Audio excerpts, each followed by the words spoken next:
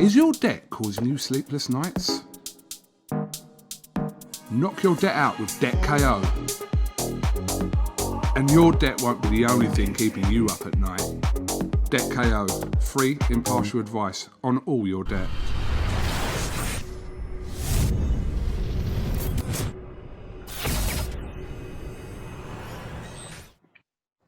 This is UMAR for YFL TV in association with MTK Global. Is that Wire Hydrate, Ty? Plug the man now. Available at any Shell. What's it? Available at any Shell petrol pump station now? Yeah. And I've seen them at the co-op. I'm sure I've seen them at the co-op somewhere. So they're all over. They are. Ty, any updates on your situation? Anything going on with you that you can tell us, Ty? Not really. We've got the court date on in December. So yeah, we'll know from basically I'll have a definitive answer from December really. Hope by the looks of it, I should be fighting early, probably like February, March next year back in the pro ranks first, back, God willing. So that's the plan. It's all looking good. It's all looking gravy, but anything can happen. You know what it's like. So yeah, hopefully back where I belong. I'm back in the pro ranks, and so I'll just get back on with my career. Do you know what I mean? Okay, so December court date. I mean, that's not far at all. So that's promising. Yeah, it's literally we're in November now, so it's less than a month because it's at the start of December. And they'll give me a little drive. Do you know what I mean? It's hard to keep training and proper dedicating yourself to something when you not really know end goal. Do you know what I mean? I think my whole mindset and my whole just everything I've changed. I think I just changed everything. I put so much into it because I know I've got something that I can work towards and work better at getting. Obviously, I'm starting my career late. I just turned 30 yesterday, so it's not like I've got years and years to, like, do you know what I mean? So I have to knuckle down, get my head down, and then hopefully make some money and make something of myself. You know what I mean? So God willing, it all goes to plan. If not, this the latest. It's a year. It's a year from today. I can get it back anyway. So we'll see. Hopefully, it all gets put to bed and get back to doing what I do best. You know what I mean? Happy birthday for yesterday. You feel old? 30 old, isn't it? Fuming. I don't feel 30, that's for sure. But yeah, thank you, mate. It was alright, steady day, wasn't it? Boris fucked up for me, and he didn't really do much. Well, listen, Ty, when you do get some news, make sure you tell us after this court date, etc. And you've already got such a big fan base for someone who hasn't had a professional fight yet. That the demand is there to see you fight, and obviously you believe you're capable of moving really quickly, so you're going to have to move extremely quickly as well. You know that. Yeah, exactly. It's not even. I'm in a case where ideally I wouldn't. Ideally, I'd have like, I don't know, 10, 15 fights, build it up. But in my age, I've not really got that luxury. I'm kind of gonna have to do what Joe Joyce did, take big fights and risk straight away. I mean, he didn't start. How old was he when he started career? 32 when he turned pro, was it? He's 35 now, isn't he, Joe? Yeah, so it'd have been about 32, I reckon. So obviously heavyweights, they've got a lot longer in the game up in the age wise, and I'm only a super middle / light heavy. I'm still trying to figure out what I'm best at the minute. But I've sparred the best of them, and I've been in their box, and it's not going to really be much different in a fight. Like, I still know that I'm better than most of these journeymen, and I could fight for a British title kind of quite soon. I just need to get that ring rust off. And it's all right. It's all well and good people saying I can do this and me believing. I've got to go and prove it, innit? You can't just because people believe in you, you still have to prove yourself. I don't deserve to just go and fight for a title straight away. I've got to put myself in that position and beat the kids that were in front of me to get to that position. So hopefully, God willing, I'll train hard and I'll get there, man. Hopefully, we'll see.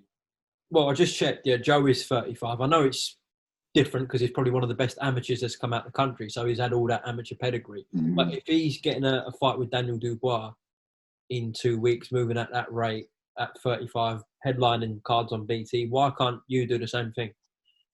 Yeah, I think, to be fair, in the heavyweights for him, he's moved very quick in a very tough division as well. I think there's a lot of British heavyweights that are known. There's a lot of good. British heavyweight is one of the hardest, if not the hardest weight to be in. Super middleweight and middleweight, there's some good kids in each one, where it's not like absolutely packed to the rafters and superstars like Anthony Joshua and Tyson Fury and whatnot. So there's definitely good kids that in both weights. You've got your Boatsys, your Yards, your Willie Hutchinsons, your Laverne Richards, you know what I mean? So, and there's loads more that I've not mentioned, but I think I'd be able to move through the ranks a lot quicker than I would if I was a heavyweight, for the reason as there's not them mega superstars. Obviously, you've got Callum Smiths and Billy Joe Solders and whatnot, but I'm way off world level yet anyway. So, well, as I said, when you do get an update next month, tell us. Be sure to tell us. Ty, you are associated with Tyson Fury, have been for a long time. So let me ask you about some of the comments that Deontay Wilder's made about him. The glove tampering. Let's start with that. What do you make of these glove tampering accusations? Obviously, his fans said it ages ago, but Deontay now himself has said it. Well, we all know it's literally nigh on impossible to do it, because the people that don't know, most people know, for the people that don't know, this is how it happens. When you get your gloves checked, your hands wrapped, a member from the opposite team, so someone in Wilder's team would have had to go to Tyson Fury's dressing room, watch while he got his hands wrapped, and then the border control, whoever it was, or the state, Nevada State Commission or wherever it was, would have had to sign it, put his gloves on his hand, wrap them up and sign it. So if you take it off, it's going to break the signature.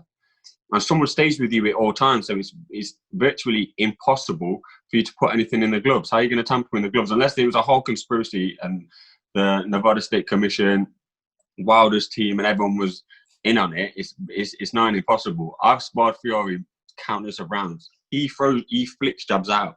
He'll flick it. Remember when your hand's in a glove, it's not like cemented in. You can still move your wrist and stuff. That's just he naturally slips to the side and flicks punches out. That's just naturally how he throws his punches. So, and even if he did put his hand further down the glove, that means he would have to be hitting you with this part of the glove. He wouldn't even be hitting you with the hard part of his. It's just a load of nonsense, isn't it? Me personally, I just think he can't mentally handle the fact that he's lost fair and square.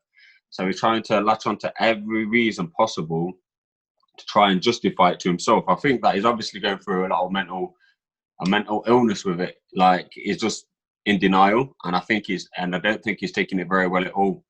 And I think the people around him that care about him need to say, look, you need to just accept the fact that you've lost to a better man and go and seek help, because obviously you're not dealing with it very well. And I think anyone could lose a fight. I think, like I've said before on here, there's so much emphasis on never losing and be it. I think Floyd Mayweather put a huge emphasis on not losing, which is all well and good. But if you're the best fighting the best, it's nigh impossible never to lose.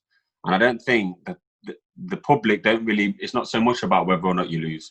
It's about putting your all and leaving your all in the ring. If you go in there and say, all right, then I'm going to go in there and fight the absolute best, fight after fight, and I'm just going to try and fight the best and not just try and cherry pick, then the public are not going to get on your back for that. Obviously, you're always going to get, listen, the public's one of the most, the fans in boxing are the most up and down people ever. But one thing the fans do, especially in Britain, if they can see that you're willing to just fight the best, and if you win some, you lose some, that's all you can do. Do you know what I mean? So I think people need to stop putting such a huge emphasis on whether or not you have an L on your record. Do you know what I mean?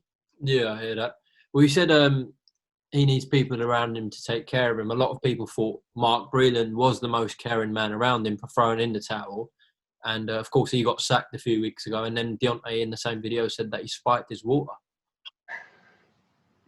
It's just outlandish, isn't it? I mean, that's what I'm saying. I've heard that many excuses. I've heard that he's got his water spiked. I've heard that it was his suit. I've heard that he tore his bicep. I heard that there was glove tampering. I heard that the ref was on his side. I've heard that Mark Breland was on his side and threw the water in. He was getting his head smashed in. It's not like Mark Breland threw the towel in. He was winning the fight. He got his head punched off in. He got a big dent in the side of his head. What do you mean? What else does he want to happen? If he wanted to die in there, then Mark Breland would have looked like the bad guy for not caring about his fighter. And his other trainer doesn't give a shit about him. He's in there getting his head smashed in. He's there just drawing the blood out of his head, holding on to him in the corner, and then just sending him back out there to get his head smashed in again. I mean, Mark Breland's the best person he's got in his team. So that just shows you, sacking him shows you what kind of person that Wilder is. He's the most guy that actually cares about him and not the money and the fame. He's fucked him off. So I can honestly see Wilder not fighting again and just drifting off into the nowhere. That's the God's honest truth. Okay. Has Tyson said anything to you about this personally? No. I think we've laughed about it a few times and just said he's just a div, and he just imagine just coming out with all these. It's just embarrassing. It's so embarrassing. Now, one thing you have to rate about AJ is when he lost, he did not make no excuses. People was trying to make excuses for him and saying, "Oh, this and that." He said, "Listen, there was no excuses. I lost because I lost on the night, so I'm gonna have to go back to the drawing board, work out why I went wrong, and come back again." And he came back and beat him. So no one can't say nothing to AJ when it comes to that, because he took a loss like a true champion, like a real man. I said, I lost to a better man. Deontay Wilder is just an embarrassment. It's so embarrassing. But to be honest with you, I actually feel sorry for him. That's the worst thing is I actually think he believes what he's saying. I think he can't mentally cope with it. Do you know what I mean? He's mentally, and it must be a sad thing for him because he's mentally breaking down by the looks of it. It looks like he's having a mental breakdown. So it's quite sad, to be honest. We'll see what happens next with Deontay. Ty, I'm sure we'll catch up soon. As I said, let us know what happens with your court hearing, etc. You're the first to know. Take it easy, all right? We'll speak soon. Bless. Oh, mate, too. Yeah. Right. Is your debt causing you sleepless nights? Knock your debt out with Debt KO. And your debt won't be the only thing keeping you up at night. Debt KO, free impartial advice on all your debt.